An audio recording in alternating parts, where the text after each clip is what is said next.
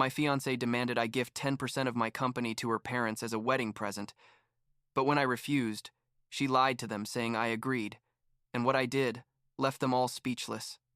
I'm 33 years old. I own a tech consulting firm that I built from scratch, and until 3 months ago, I was engaged to a woman I thought was the love of my life.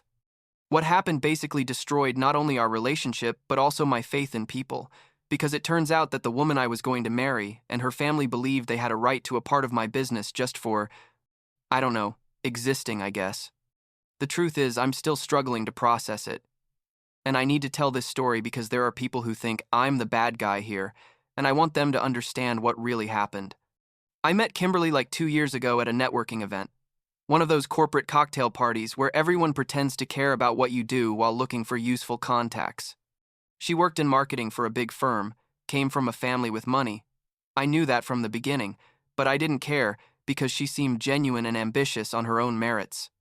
We had chemistry, the kind that makes conversations flow effortlessly, and after like 3 months of casual dating, we became official boyfriend and girlfriend.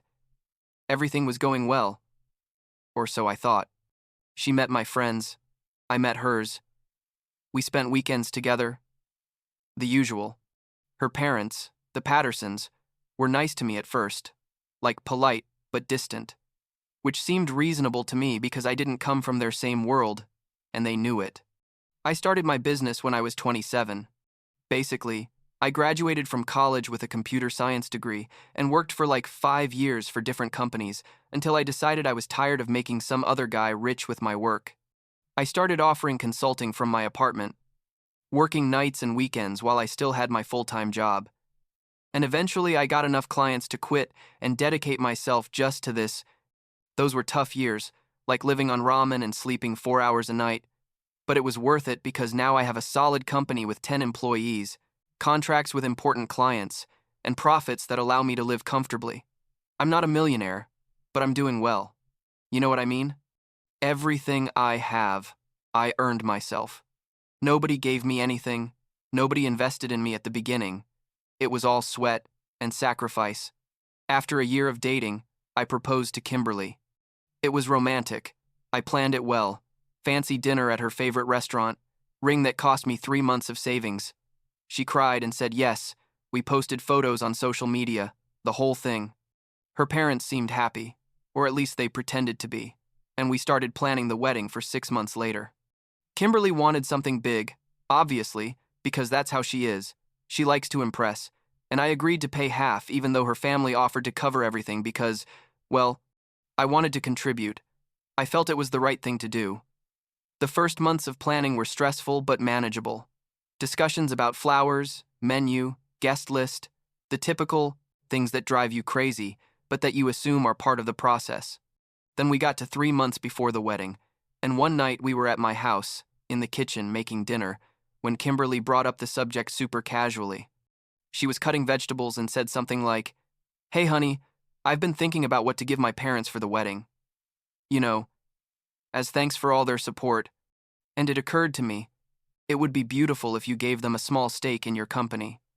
I stopped stirring what I was cooking and looked at her like, "What?" And she continued as if nothing. "Yeah, it doesn't have to be much, maybe 5 or 10%, just something symbolic that shows you consider them part of the family." I stood there with the spoon in my hand thinking, is this woman serious? I explained to her, trying to stay calm, that company shares are not casual gifts you give just like someone gives a toaster. I told her that would mean giving her parents rights over business decisions, right to see the financial books, right to profits, everything.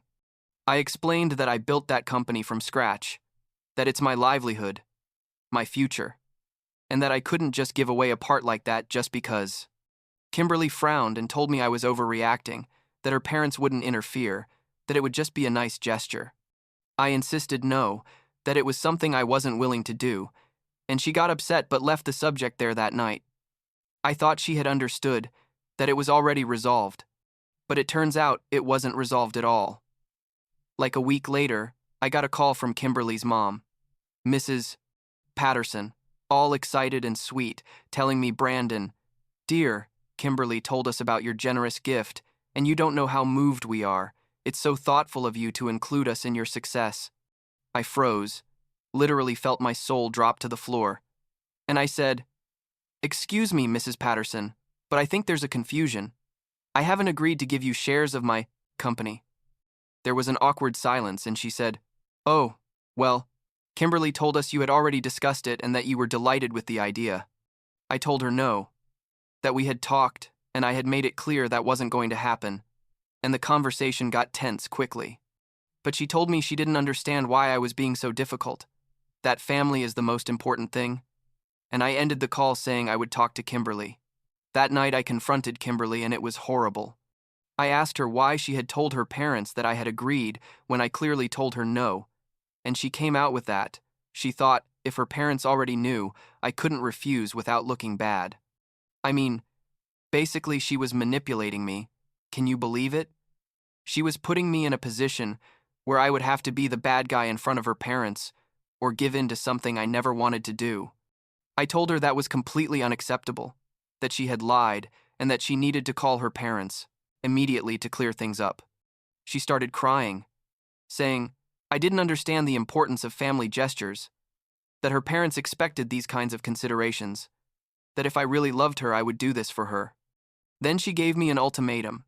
She told me, "Either you give my parents the shares or we cancel the wedding," just like that, as if it were something reasonable. I couldn't believe what I was hearing. Like, this is the woman I was going to marry in 3 months, and she's basically blackmailing me. I told her I needed time to think, that this was too big to decide in the middle of a fight, and she left my house slamming the door. I spent that whole night without sleeping, tossing and turning in bed, thinking if I was being too inflexible, if maybe I should consider some kind of compromise. But every time I thought about it rationally, I came to the same conclusion. This was wrong on every level. The next day, I called Catherine. She's my lawyer, and also a friend for years. I told her everything and asked her legal and personal opinion. Catherine was direct with me. She told me that under no circumstances should I give away shares of my company, especially to people I barely knew and who clearly had a ridiculous sense of entitlement. She explained that if I gave them shares and the relationship with Kimberly ended badly, her parents would still be shareholders, that they could sell their shares to third parties, that they would have access to confidential company information, that basically I would be tied to them forever. She told me, "Brandon, you worked 6 years building this. Are you really going to risk it for a woman who's manipulating you?" And she was right, completely right. I also talked to Adam, my best friend since college, and he told me it sounded like a huge red flag. He asked me, "What's she going to ask for next? Access to your bank accounts? Control over your business decisions?" He made me see that this wasn't just about the shares. It was about establishing a pattern where she and her family felt they had a right to what's mine just for being married. That opened my eyes because Adam is right about these things. He sees situations more objectively than I do. Kimberly called me 2 days later, calmer now, and asked me if I had reconsidered my decision. I told her yes, that I had thought about it a lot, that I had consulted with my lawyer, and that my final answer was no. I explained all the legal and financial reasons, but I also told her that what hurt me most was the manipulation. The fact that she had lied to her parents and then given me an ultimatum instead of respecting my decision. She got angry, told me I was being selfish, that I was putting money above our relationship, that if I didn't trust her family, then I didn't trust her. I responded that trust goes both ways, and that she had broken mine when she lied. The conversation went in circles for like an hour, until finally she told me, "Then I guess there's no wedding." And I told her, "I guess not." Honestly, I expected her to reconsider, to realize how absurd her demand was, and for us to talk again more calmly. But instead, she launched a complete campaign to make me look like the villain. She called all our mutual friends, telling them her version, that I was a cheapskate who refused to include her family, that I valued money more than her, that I had always been controlling with my finances. I started receiving messages from people asking me what had happened, some with a tone of reproach like, "How could you do this to her?" It was surreal, because I was the one who had been manipulated and blackmailed, but she was painting it as if I were the monster. Rebecca, a mutual friend, called me to hear my side, and I told her everything, in great detail. I showed her the text messages, explained the complete timeline, and she was quiet processing it. Finally, she told me, "Brandon, this is crazy. She can't be expecting you to give away part of your business." I asked her to please talk to other friends and tell them the truth because I was tired of having to justify myself all the time. Rebecca did it, and gradually some friends started to understand my position, although there were others who stayed on Kimberly's side because, I don't know, maybe they thought men should always make sacrifices for their partners or something like that. Then Kimberly's parents decided to get directly involved. Mr. Patterson called me, and at first he tried to be diplomatic, told me he understood my position but hoped we could find middle ground. I explained again all the reasons why I couldn't do this, and he changed tactics, got more aggressive, told me it was obvious I wasn't ready to be part of their family, that they only accepted people who understood the value of generosity. I told him there was a difference between being generous and being naive, and that what they were asking for wasn't reasonable under any standard. And a conversation ended badly, with him saying I would regret this decision. After that call, I blocked both of them, him and Mrs. Patterson, because I wasn't going to keep having these conversations that led nowhere. What happened next was almost comical, if it weren't so pathetic. Kimberly tried a different approach, sent me super emotional messages saying she missed me, that she had been too hard, that maybe we could talk about a compromise. I was completely disillusioned at that point, like I had seen her true face, and there was no going back. I responded that I appreciated the message, but that my decision was final, both about the shares and about the relationship. She kept insisting for several days, alternating between apologies and accusations, and finally I made the decision to block her too, because I needed peace of mind. My employees knew something was going on because I was distracted, and obviously there's no way to hide that you canceled a wedding 3 months before, but I didn't give them details because I wanted to maintain professionalism.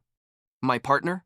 Yes, I have a minority partner who came in 2 years ago with a small investment, asked me if everything was okay with the business, and I assured him, yes, that it was a personal matter that didn't affect the company.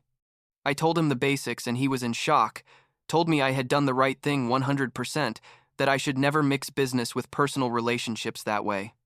Looking back, I think there were signs I ignored. Kimberly was always a bit materialistic. She liked expensive things. She always compared what I had with what her friends or family had, but I attributed it to how she was raised, and thought that over time, she would adapt more to my lifestyle.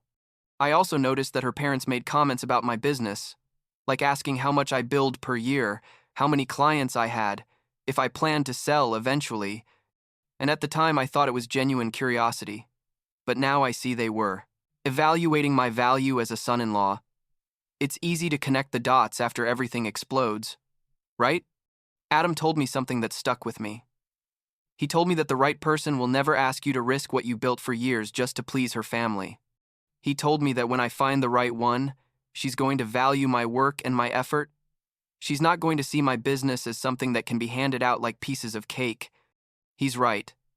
And although it hurts to admit I lost 2 years with the wrong person, I'd rather have found out before getting married than after, when it would have been much more legally complicated. The process of canceling everything was a horrible administrative headache. I lost the deposit on the wedding venue, had to notify guests, return some gifts that had already arrived, all those kinds of things that make you feel like a failure even though you know you did the right thing. My parents, who live in another state, were very worried when I told them, but they supported me completely. My mom told me that if a woman gives you an ultimatum like that before the wedding, imagine what it would be like after. And she has a valid point. It's been 3 months since I ended the engagement. Kimberly eventually stopped trying to contact me. I think she finally understood there was no way I would change my mind. Or maybe she found someone else to manipulate. I don't know, and I don't care. Some mutual friends still see her and occasionally tell me she's dating someone new, a guy who works in finance and comes from an even richer family than hers. Which makes sense, because clearly she's looking for a certain status. I don't feel jealous or anything, just relief that it's not my problem. My business keeps growing. In fact, we just signed a big contract with an e-commerce company that's going to increase our revenue by 30% this year. I focused on work after the breakup because I needed something productive to focus on, and it turned out to be the best thing I could do. My employees noticed I'm in a better mood lately, more present, and that's reflected in the office environment. Catherine, my lawyer, told me last week that I made the right decision and that I should feel proud of standing my ground. She reminded me that many people give in under that kind of pressure and then spend years regretting it. I really appreciate her advice at that critical moment because I really needed to hear a voice of reason when my whole world seemed upside down. Have I thought about dating someone again? Yes, but honestly, I don't feel ready yet. This experience left me a bit skeptical about trusting people, especially when money is involved. I know not all women are like Kimberly. I know there are genuine people who value effort and character more than money. But now I'm going to be much more careful. I'll probably wait longer before introducing someone to the details of my business. I'm going to observe more how the person behaves, with money and with their expectations. What bothers me most about this whole situation, if I'm honest, isn't the loss of the relationship itself. Because over time I realized that Kimberly and I weren't really compatible on a deep level. What bothers me is that she and her family felt they had a right to something I built with my own effort. As if the fact that we were going to get married automatically gave them access to my years of work. That entitlement mentality is something I can't respect or understand. Adam and I went out for beers like 2 weeks ago, and he told me I looked much better, that I seemed more like myself again. I told him I felt relieved more than anything, like I had taken a huge weight off my shoulders. He reminded me of all the times Kimberly had been demanding or unreasonable during the relationship, things I had minimized at the time but that I now see as patterns. For example, she always wanted me to pay for everything. Even though she earned well, she always compared herself to her friends and complained if I didn't buy her things at the same level. She always commented on how much money other couples had. In retrospect, the signs were there from the beginning. Now I'm focused on continuing to build my company, on taking care of my team, on maintaining relationships with my true friends who supported me when things got difficult. I learned who's really worth it in my life, and who's only there for convenience or appearances. I also learned that it's okay to set firm boundaries, even when that means losing someone you thought was important, because at the end of the day, your integrity and your work are worth more than any relationship that requires you to sacrifice pieces of yourself. There are still moments when I think about what it would have been like if I had married her, if I had given in to her demands, and honestly, it gives me chills. I'd probably be trapped in a miserable marriage with in-laws who would feel entitled to opine on every business decision, with a wife who would see my success as her personal lottery ticket. I dodged a huge bullet. That's what I feel. And although the process was painful and public and humiliating at times, it was worth it because now I'm free to build the life I really want, with someone who will eventually value the same things I do and won't see our future together as an opportunity to take what doesn't belong to them.